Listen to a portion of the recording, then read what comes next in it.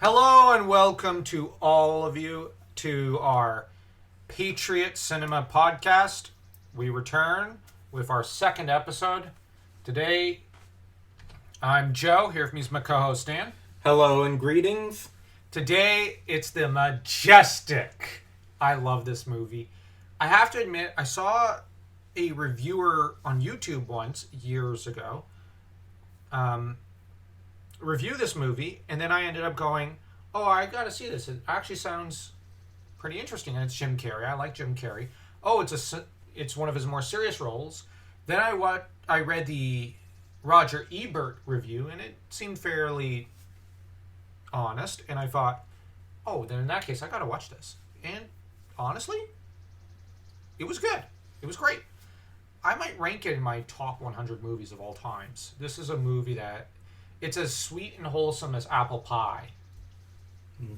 And it's a very deep movie because, It's exploring a lot of ideas. yeah, and it's a movie that I wouldn't blame you if you were to pause halfway to go decompress because it is a long movie. But it's better to just watch it in one sitting. As we did. And I love watching this in one sitting just because you get all the information, all the ideas. It's one of those Life is a House type movies meets just the beauty of cinema meets just that's not a movie, but just it's such a love letter to cinema and literature, and from there it's a love letter to America. But also, I found there were things they were discussing, and the way they made the small town feels like some of the small towns you might find in Canada. And man, there was just so much to love about this movie. And it captured the personality of a small town. But the tragic side of the town is that they've just come off the Second Great War, or the Second World War, some also, well, as we know it today. I call it the Second Great War because at the time it was you had the Great War, which was World War One. Then in the immediate aftermath of World War II, some called it the Second Great War. And the war took a toll on a lot of human beings all throughout the world. And the thing is, Lawson, the town that the movie is set in, buried, what was it, I think 62 or 64 of their young men, which was almost a third of their entire population, which that would destroy the town in some ways. So there's an entire generation there that, if you pay attention in the movie, is missing. You only have a few people here and there that have survived of that generation.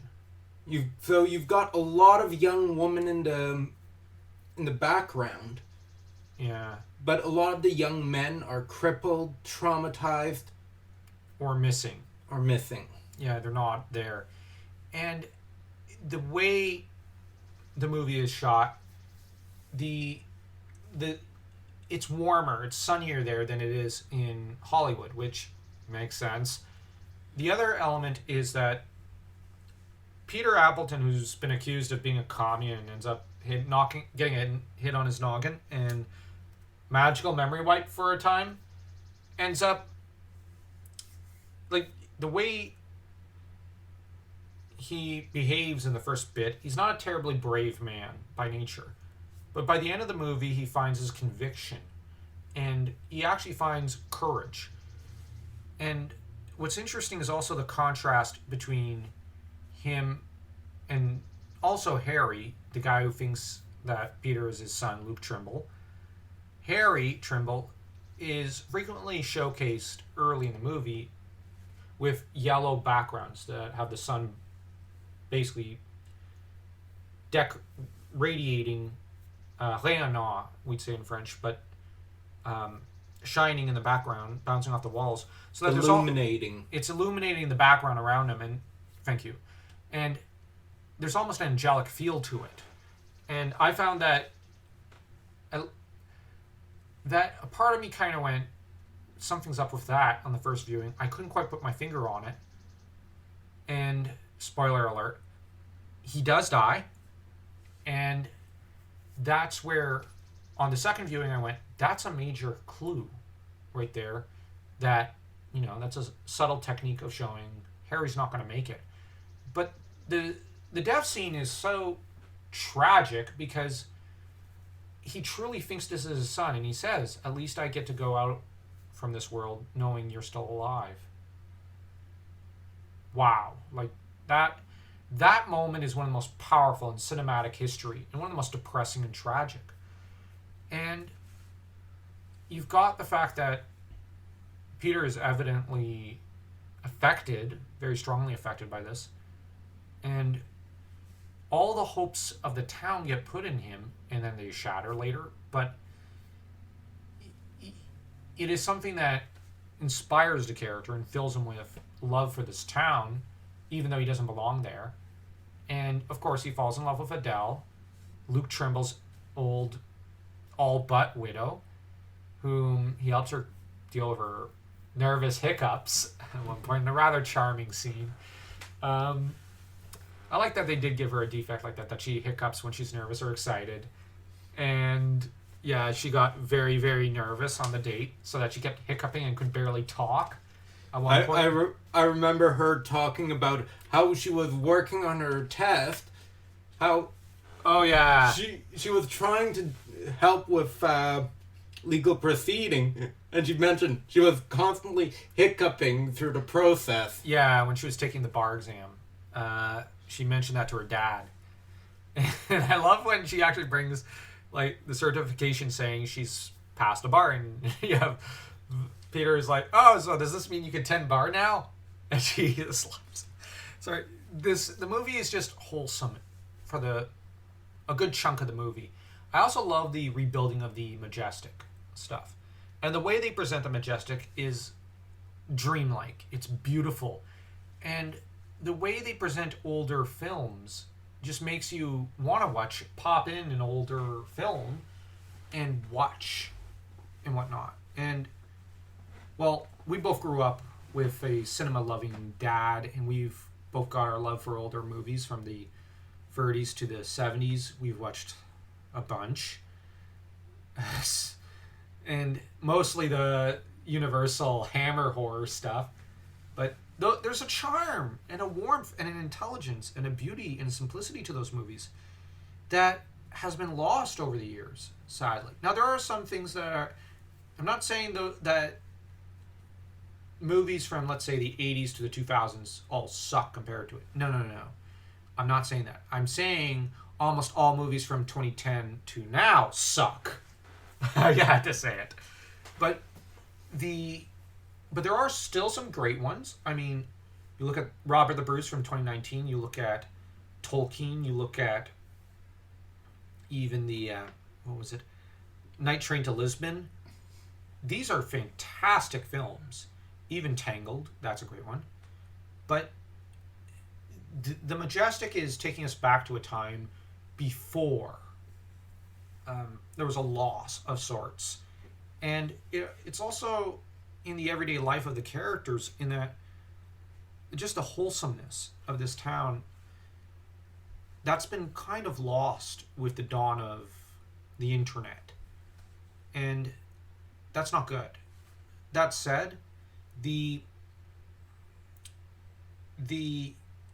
film also gets into the social contract, and that it is something that governments often do. Well, as one of the characters, Leo, says, it's always up for renegotiation. We're renegotiating it right now. But it's something that shouldn't be renegotiated.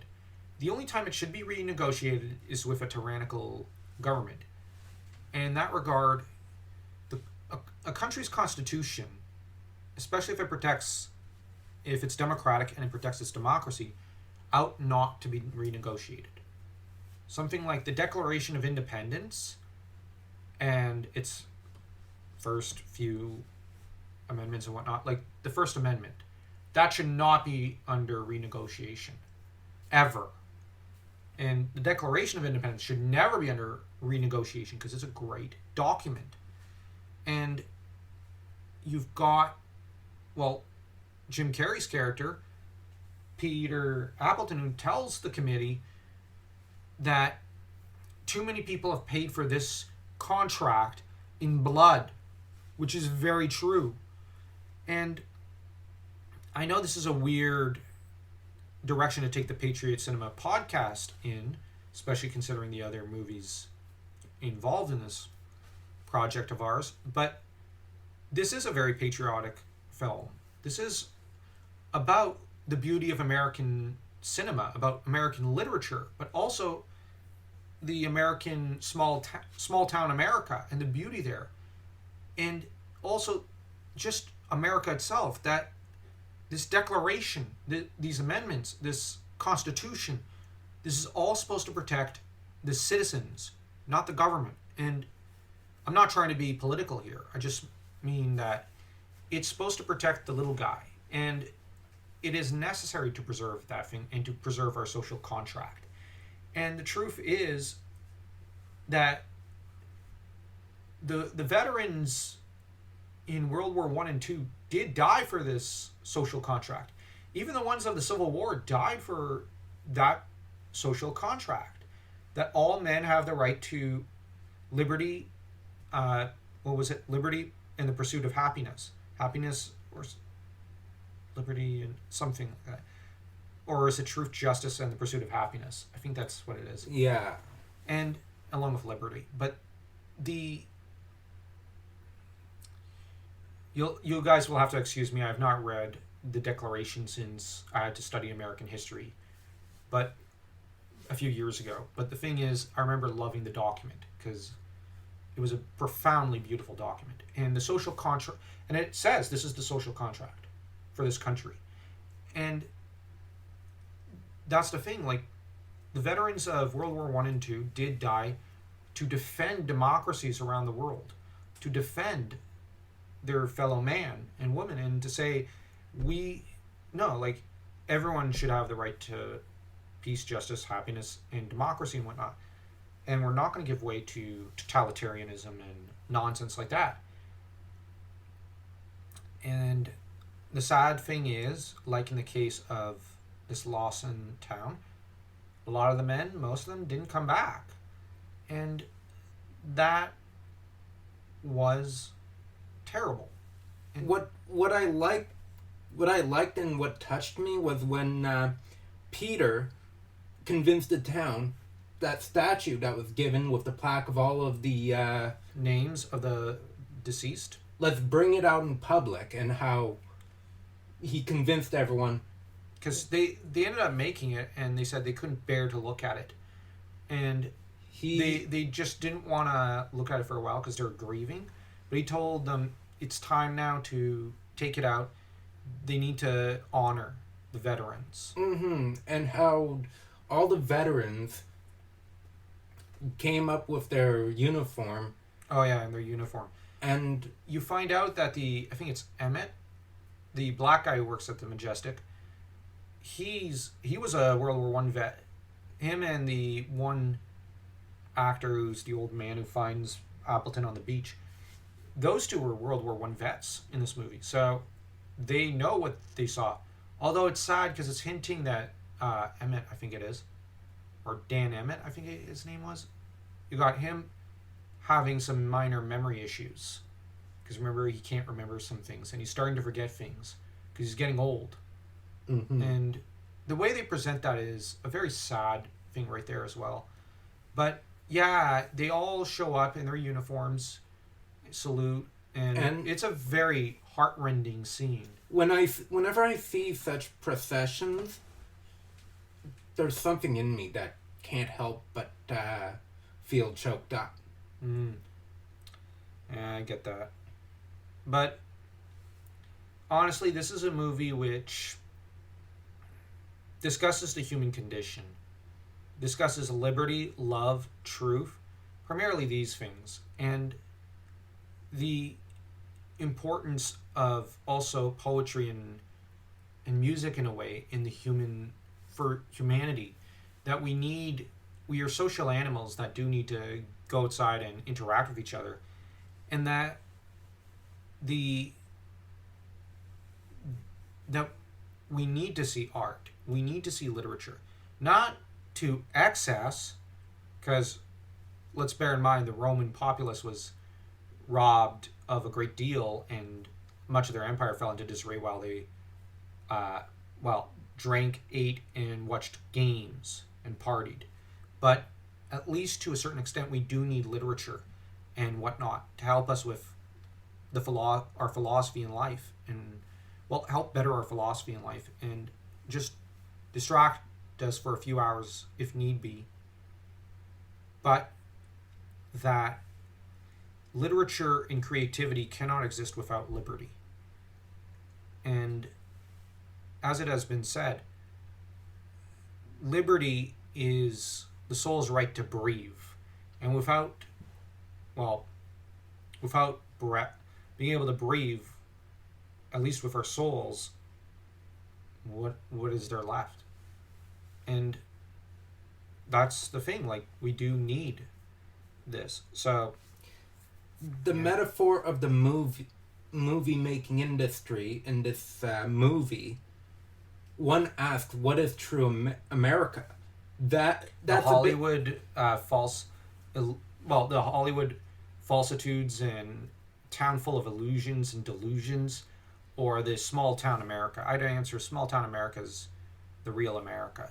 It's bigger, it's wider. As Appleton says, like, the America Luke Trimble died for was big and warm and expansive, while the America that the court hearing and the politicians live in is cold and cruel and small. And that's as true back then as it is today. And that's the thing, like, you look at the big businessmen and the big politicians up in the capitals of almost every country. None of them know anything about their own country. None of them. They don't even like their own countries most of the time. And I've seen, and they want to dictate laws to everyone. And I'm not of any political denomination here. I'm just saying that politicians are generally scum. A lot of the big business heads are generally scum. And they don't live in the same America, let's say, that the rest of us do. Like the mayor and the sheriff of Lawson. Oh yeah, they're great. They're really good people. They understand what's going on in town. Yeah, like that mayor should probably be president, because like he at least loves his hometown. He's part of the community. Now, on a fun note, he's a recast character from Shawshank Redemption. He was the lawyer who condemned Andy Dufresne. And you've got the old man who finds Peter, who's recast from the guy who committed suicide. I forgot his name. From Shawshank. You've got a few others. It's obvious this director brought in a lot of his friends, which is rather charming and funny. And I like that the lawyer, you kind of go, wow, this guy's a bag. In Shawshank, turns around and ends up being the warm-hearted, kindly mayor. And when you see him in this movie, you can't help but think he is kind and warm-hearted. And he shows a lot of range, because when he talks about... He comes close to talking about his sons, because the mayor is supposed to have lost 2 of his sons in the war. And when he goes to talk about Luke coming back, he gets choked up, starts crying, and can barely manage to get his speech out of his mouth. And it's very evident that he's still grieving.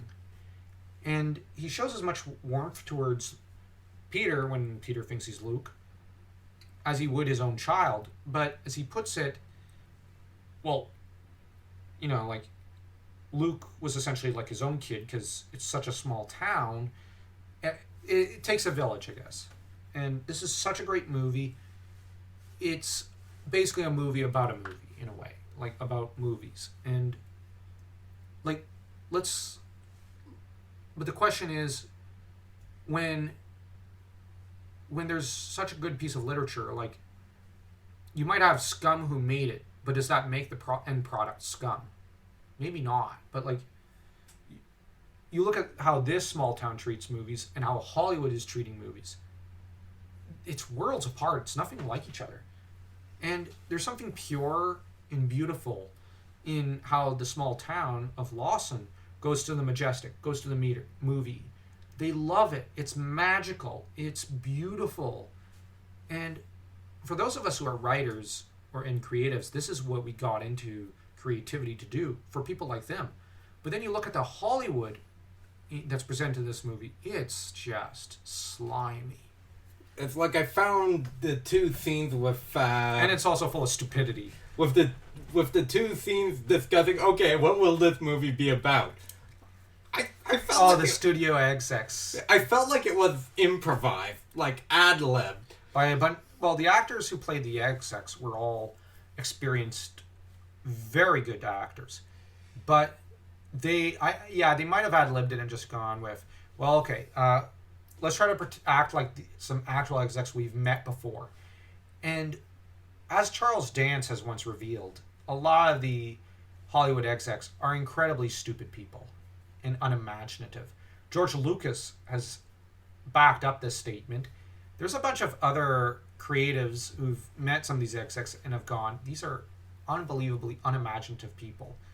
And nowadays, most movies, in my opinion, are made by committee, so none of the magic's in the in the process. And Peter's response to it early on was roll with it. He didn't have the conviction. He didn't have the conviction. He didn't have his own voice.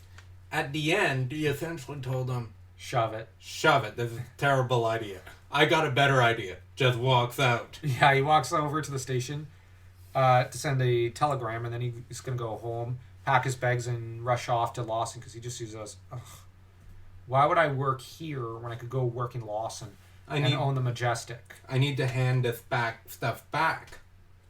Yeah, and he just wants to, let's face it, over there he has a girl, he has a movie theater. What does he really have in Hollywood? Nothing. It's an illusion. He chooses reality in place of the illusion. Or the delusion as well. But the committee is really the committee hearing is really the high point of the movie, in some ways, with his speech. Oh, man. But we've gone over it enough. I think that's it. Oh, right, we have to rate the movie. Mm-hmm. This is a movie that... jeez. It might sound weird, but I really want to see the movie Sand Pirates in the Sahara that Peter Appleton makes. Bruce Campbell, come on! And in a black and white flick about Egyptian, like, pulp fiction Egyptian exploration. And pirates. Oh my gosh! Yes! If there's anyone who could pull it off, it's Bruce Campbell. Absolutely! Or him playing Roland. Man. Yes, we need that. That lowers my grade to 3.3. It would have been a 4, but I want to see Sand Pirates of the Sahara. I want to see more. So I have to lower it to 3.3 rather than the max perfect number 4. Mm-hmm. But what if we gave him a dog? What's with it and dogs? I know. Or we could give the kid a disease. Or make him a dog. Yeah. They tried to do that. Anyways. I actually really enjoyed this. I like the scene when he gets off the train in the end. Yeah, that was heartwarming. That's heartwarming and a well-deserved ending. And this is obviously the director of Shawshank, and he can't screw up. But what's your rating? I'll say a 4. This is a must-watch. But come on, we were robbed of Sand Pirates in the Sahara. I know. I would. Oh man. But seriously, let's get the director to actually make that movie. With Bruce Campbell. But of course. But anyways, tell us what you think is true America in the comment section. And also what you thought of this beautiful, majestic epic of a movie. And see what I did there? And don't forget to smash that like and that subscribe button. And most of all, well, I guess we have to kind of end it on a corny note. God bless America or something. And God bless you.